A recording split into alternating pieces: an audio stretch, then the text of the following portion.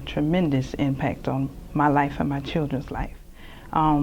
When the incident happened back in 2004, when I was shot by my husband at the time, Safe Shelter was there. They had helped me before this happened with the outreach program. They were able to get the temporary protective orders for me, get me in touch with the police and the right people I needed to get in touch with. But when I was shot, I didn't have any place else to go because he was on the run. And so it was not safe for me to return home. So I came to the shelter. And once I got here to the shelter, I've never had such a traumatic experience like that in my life. I was home, married with kids, now I'm uprooted, having to go to a place I never went, but the staff was wonderful. They were caring, they were compassionate, they were understanding, they were kind. And when I came here, it was me and my son, because my son had been shot also. He was only 18 months old at the time. For victims of domestic violence, don't be so hard on yourself. But you have to make up your mind and determine that this is enough. You're tired of taking the abuse. You have to make up your mind that you're strong enough, that you're a better person than what you think you are. And that's something I would tell the victims also, develop a safety plan, because when you leave, that's the most dangerous time. I learned that once you make that decision to leave, when the person who's abusing you, they lose control.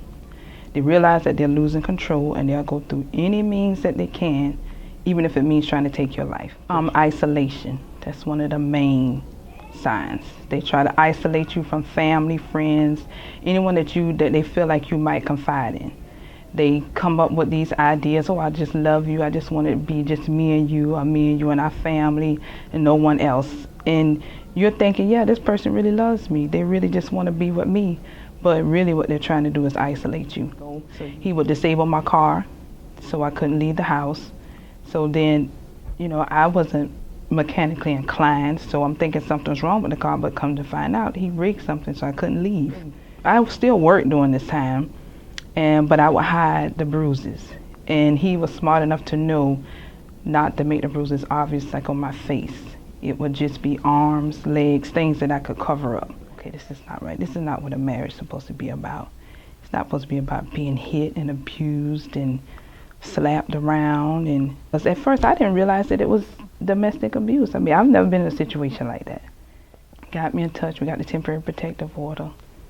Got him put out the house. That's when it really got dangerous. Once he was removed from the home and he realized he was losing control. One morning, I was home and I decided, leaving for work.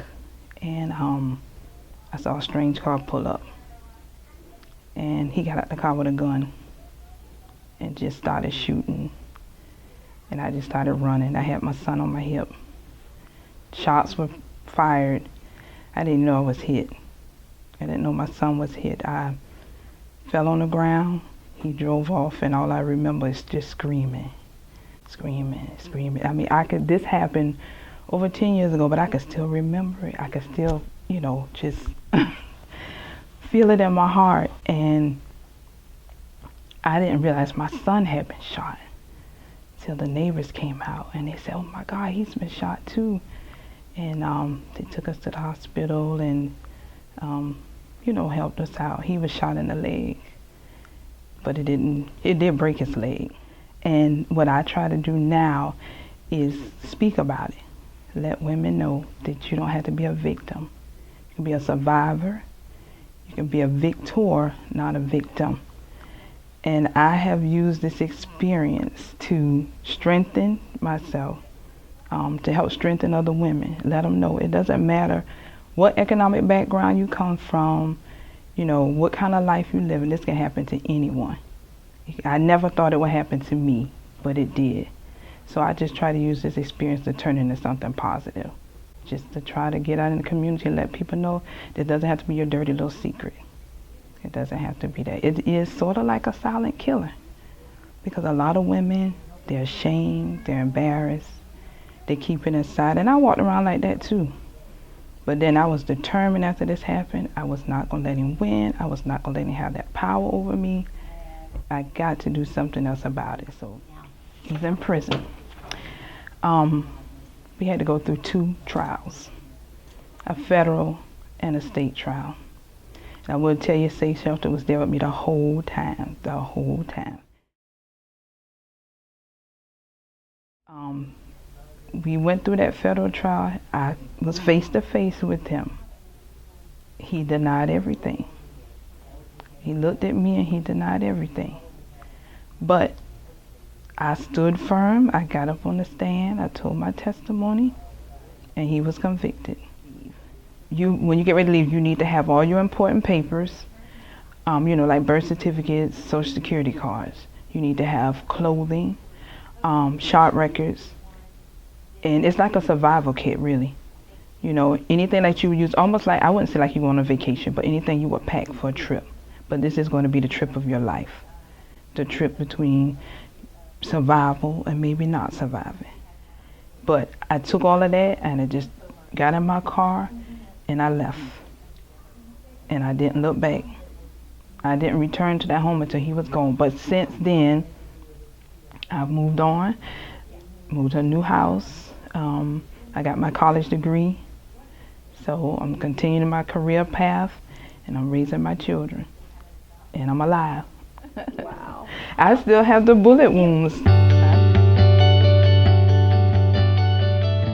In the trauma bay, we often see many patients that are victims of domestic violence.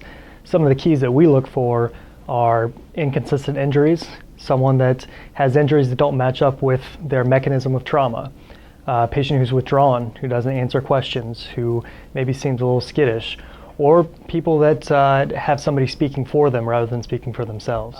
So the new protocol was taken with the suggestions from Safe Shelter and our case managers.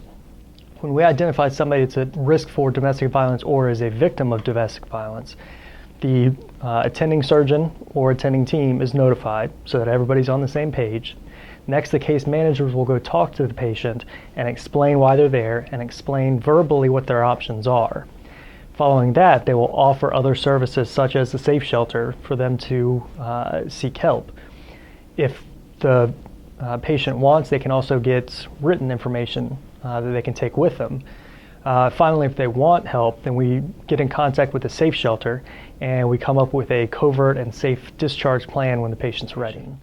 I would say on average for anybody that's being actively abused, maybe 10 to 20% will actually seek help. But on average, a person that's being abused will present to the emergency department 3 to 4 times a year and 7 to 10 times before they actually seek help. Memorial Hospital recently transitioned to an electronic medical system called Epic. And with Epic, it's much easier to track patients long term. So a patient that comes in and is identified as a potential domestic violence victim, that could be put into their chart, and on further admissions, the physician and the treating team is going to see that they are a domestic violence victim in the past, and they can inquire about it now. A victim who may come in the first time may get offered help, and she may deny it, and that'll be the end of it.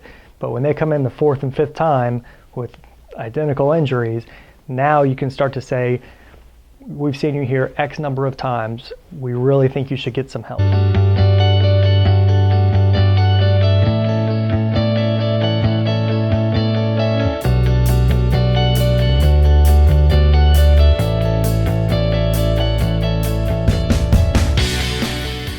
Unfortunately, domestic violence is prevalent in Chatham County.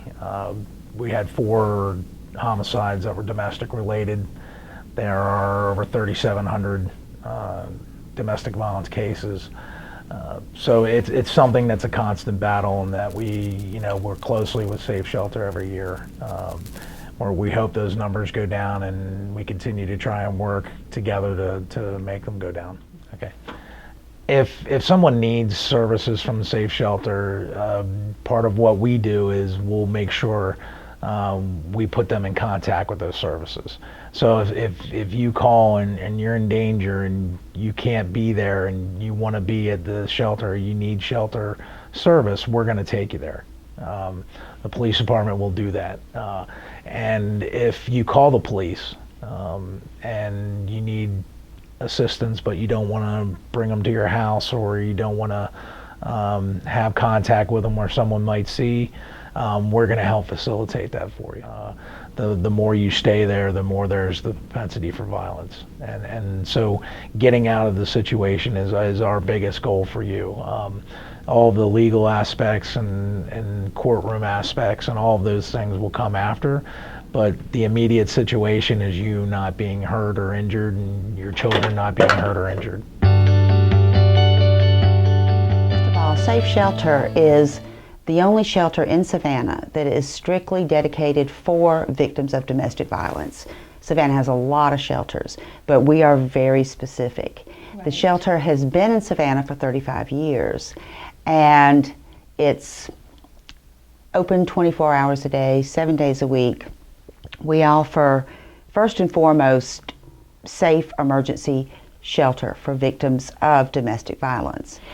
Domestic violence is probably a lot more widespread than any of us would guess because it's the kind of thing that goes on behind closed doors. The shelter has actually been in Savannah for 35 years. Every time there is a local domestic violence related homicide, I get in touch with the lead detective and we do an informal fatality review to see, did the victim make a 911 call? Did the victim ever call the shelter? And across the board, the answer has been no. And to let them know, number one, we can help you. It's safe, it's confidential, it's not going to cost you anything. We work hand in hand with the police department. We can walk you through the criminal justice system. There are actually 4 assistant district attorneys that do nothing but prosecute domestic violence cases. So Savannah has this amazing network that's already in place, this safety net for victims. But it doesn't do you any good if you don't call. Right. Some of the statistics that I've received that we have been looking at just last year alone, in the state of Georgia, there have been 117 domestic violence deaths in the state. 4 of those were here in Savannah, Georgia. Over the past 4 years, there have been 13 domestic violence related deaths. Can you talk about that a little bit? Those 13 in the past 4 years, again, that's another example. We never heard from them. And this is something that I don't know how to reiterate it enough, that these numbers are big numbers. The FBI estimates that domestic violence is probably the most underreported crime. And I believe that. And again, proof in point, we've never heard from any of these victims. 35 years, they haven't called the shelter, they haven't called the police. In a healthy relationship, you have a balance of power. You have this big argument, this meltdown, whatever it is, and then at some point, you find a way to come back and mediate and compromise, and you go on. In these relationships, there is no balance of power. You have one person that's calling all the shots. So there is not going to be any resolution or mediation. People that have abusive personalities are very manipulative. He knows how to say what she wants him to say, and she wants to forgive him. And maybe there's flowers and chocolates, there's promises, I'm going to go to the pastor, I'm going to go to counseling, and things are okay for a while. But it's going to happen again. And I can't emphasize that enough. If there's anybody watching this that is in a relationship like this, I can promise you, in my 20 years, I have never seen a domestic violence relationship where the perpetrator learned his lesson and it got better. That's not going to happen. I had a client one time, and they didn't have any children, but they had a German Shepherd that was their child, so to speak, and he suspected that she was getting ready to leave him. So he called her out in the backyard and he said, I want to show you something. And he pulled out a pistol and shot the dog between the eyes. And the message was very clear: this is what I'll do to you if you try to leave me. So police officers have actually started looking at cases where there is animal abuse. And you have that correlation between spouse abuse, animal abuse, and child abuse. Talk about a little bit what we can, the Savannah community, what can we do to help support you and Safe Shelter?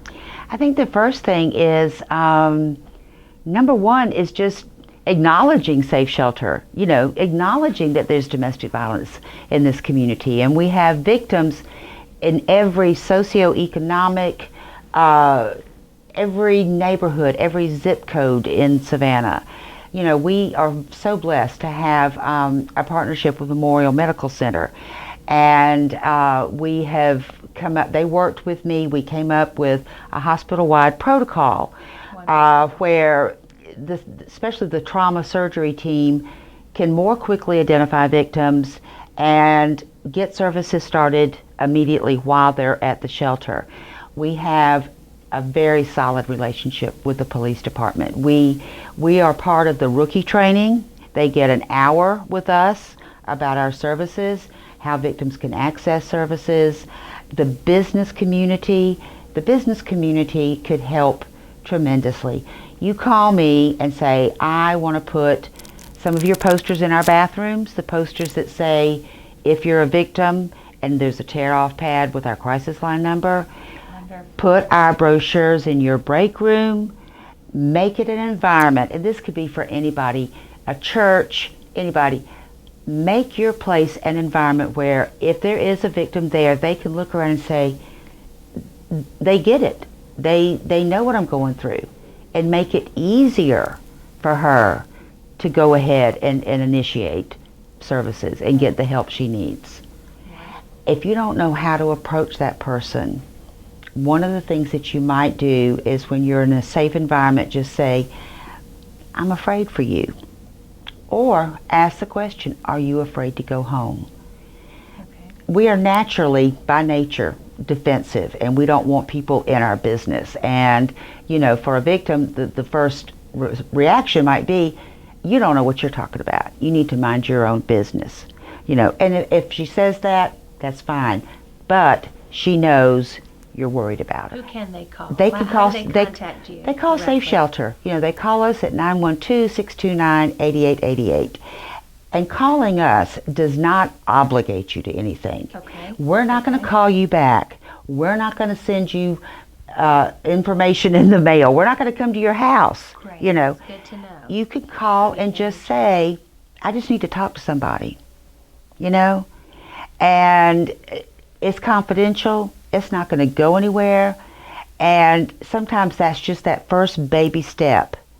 And even the friends can call you. Absolutely. You can guide me into how many times I should approach them, what I should ask. Okay. Exactly. Wonderful. But the whole thing is, if you have any idea that somebody you know, somebody you love, I really think it's an obligation, because as I said earlier, intervention, any kind of intervention, is absolutely necessary in breaking that cycle and helping that person get out before they become another statistic.